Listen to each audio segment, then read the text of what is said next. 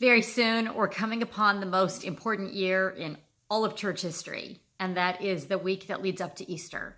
Since the early Christian days, Easter was the one that was most celebrated, more than Christmas and more than any other time in the whole Christian year. You know, when I was in high school, I remember taking a European history class and learning about all this amazing history, and it was interesting. It was really fun for about the first 30 days. And then I remember thinking, why should I care? Why should I care learning about all these Roman emperors and all these monarchs and all this stuff that happened and the scandals between them? That's over and done. And so I stopped caring for a while, after a while. I think that history is interesting to some people, but just for me, it just didn't mean all that much. And so I think that often the church is looked at like that, like it's just a history story, a history lesson, and that Easter was something that happened 2,000 years ago, and going to the cross and dying and then the resurrection day, that's like a history lesson. And hey, I don't blame you if you're like, why should I even care? I mean, it's interesting and all, and yay Jesus for doing that, but that doesn't make any difference to me. If I thought it was just about history, I wouldn't care either.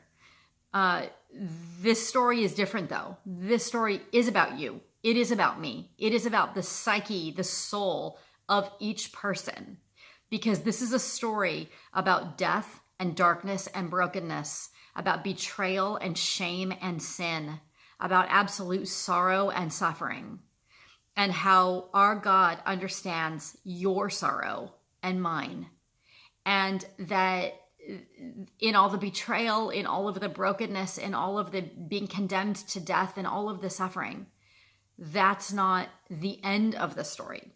Resurrection means that there's always good news, that there's always new life after every kind of death. So if you are facing any kind of death, that means the death of a relationship, the death of a job, poor health, poor finances, low self-esteem, betrayal by friends, any kind of death or brokenness or sorrow. And everybody faces things like that. This story shows how you have to go through some of those things, that there's no free pass. You can't get around going through some of those difficult things that life offers. And yet God understands you in what you've gone through and in what you're going through, and that that's not the end of things. Hold on, things get better. After every kind of death, there's always some kind of new life. Now, we don't know exactly what that will look like.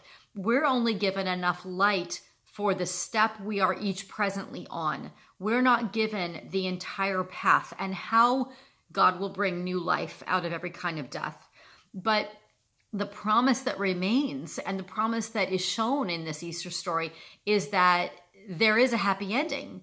And we don't know exactly what that will look like, but you will always encounter something wonderful. You're on the path to something wonderful, even if you don't like where you are right now. So do you see how this totally applies to you and to me?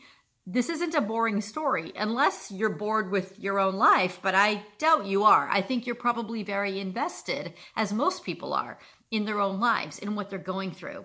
Sometimes people think that it won't ever get better, and they fall into this deep despair and they get really depressed. Some people even end their lives in suicide, tragically. And I want to proclaim the message, the Easter message, that there is good news. And the good news is for you. And you might not know how things will get better, but you will know eventually how much you're loved and that you will be brought into new life somehow.